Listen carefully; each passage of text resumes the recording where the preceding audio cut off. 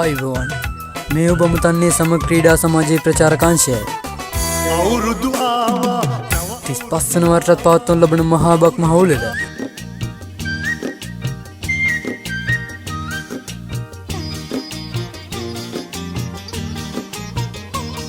ගමහරහා දීම, ඉන්දිකටුවට නූල දැමීම, අලියාට ඇස තැබීම ඇතුළු ක්‍රීඩා රැසක් අප්‍රේල් මාස 15 වන දින ගමේ වැව්තා උළෙලේදී කජුනාඹර රසමී අඹ ගස් යට වැහි වැහැලා